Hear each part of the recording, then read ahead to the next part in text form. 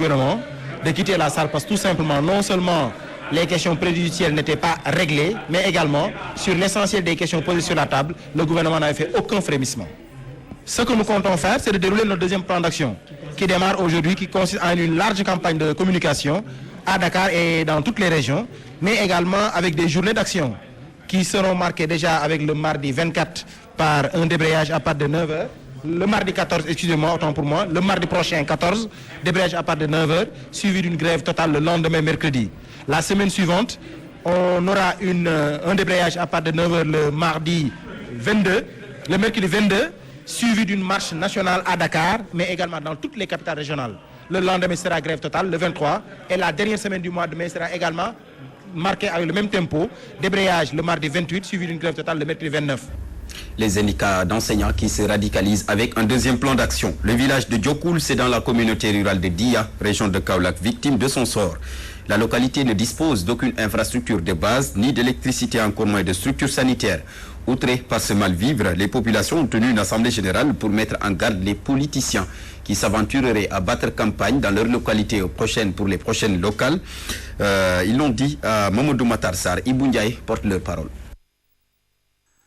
Aujourd'hui, Diokoul souffre de plusieurs maux, tels que l'électricité, santé et de CM. C'est pour cela que nous sommes rassemblés ici pour manifester notre ras-le-bol. Concernant le manque d'électrification rurale, ayant été créé depuis 1247, donc on ne peut pas accepter que 2 villages soient électrifiés dans la communauté rurale de Dia et maintenant on veut électrifier d'autres villages au détriment de Diokoul. Ça, nous n'allons pas l'accepter. Nous disons aujourd'hui, nous sommes unis pour une seule personne. Maintenant, pour que le village de Diokoul soit électrifié dans les plus brefs délais. On ne peut pas admettre, depuis longtemps, on a les dossiers au niveau de la communauté rurale, au niveau des ministères, et jusqu'à présent, nous n'avons rien vu.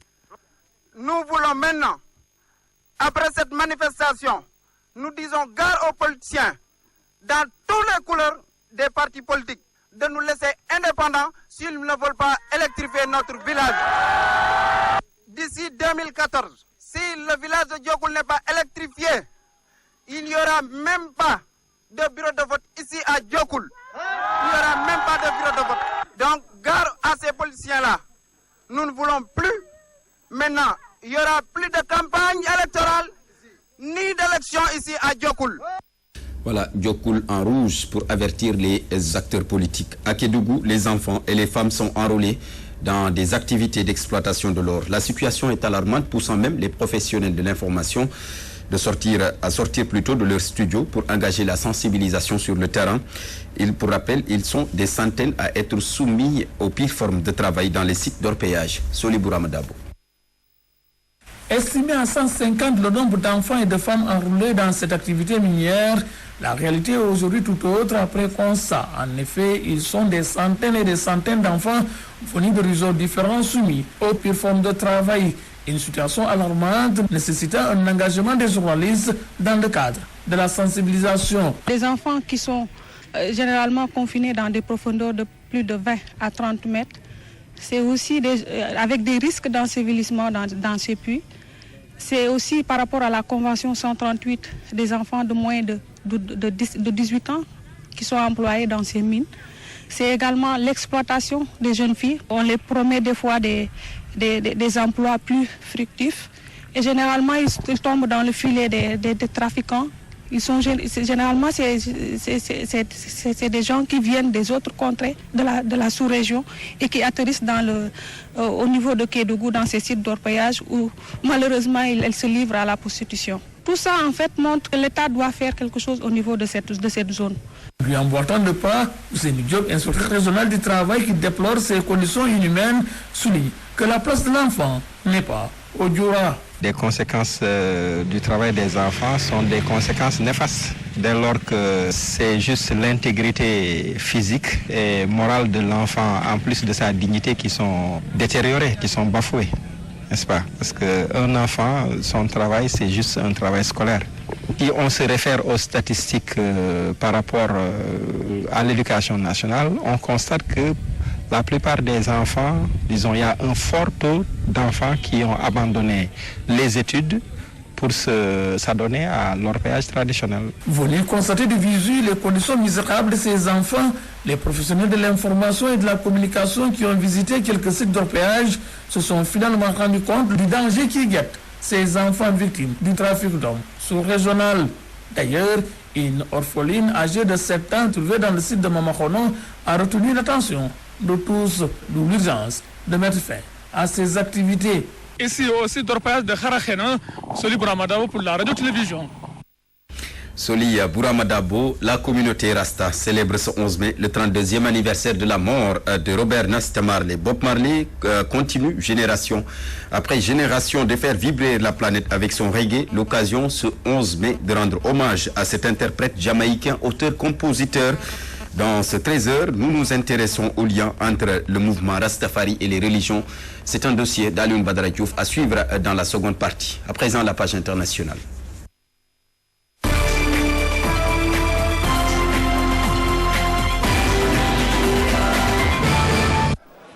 Aujourd'hui au Caire débute le nouveau procès de l'ancien président égyptien Hosni Moubarak. Il est poursuivi pour corruption et complicité dans le meurtre de centaines de manifestants. Il comparait avec ses 2 fils, Alaa et Jamal, son ancien ministre de l'Intérieur Habib El Adli et 6 anciens responsables des services de sécurité. C'est une page blanche pour eux, la Cour de cassation ayant annulé tous les verdicts précédents en janvier dernier. À l'issue du premier procès, Moubarak et Adli avaient été condamnés à la réclusion à perpétuité, mais les autres inculpés avaient été acquittés. Ce samedi, comme précédemment, tous ont plaidé non coupables en début d'audience. La société égyptienne avait suivi avec ardeur le premier procès, mais aujourd'hui, au vu de la crise économique et après 1 an de tensions politiques avec Mohamed Morsi à la tête du pays, le sort de l'ancien Raïs suscite nettement moins d'intérêt.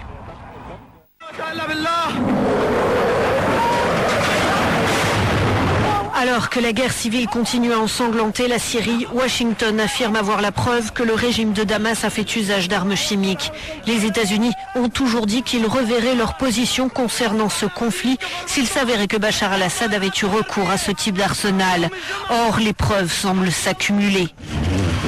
En visite en Jordanie, le chef de la diplomatie turque, Ahmet Davutoglu, estime que Damas a franchi cette ligne rouge. Nous avons entendu parler de l'utilisation de certaines armes chimiques dans quelques attaques, explique le chef de la diplomatie. Des allégations que nous prenons très au sérieux. Depuis, nous effectuons des tests et avons des indices concernant l'usage de ces armes chimiques.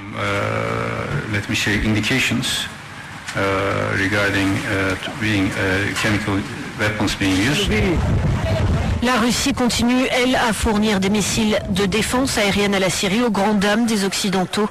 Les combats qui font rage depuis plus de 2 ans ont fait au moins 70 000 morts et près d'1,5 million de réfugiés.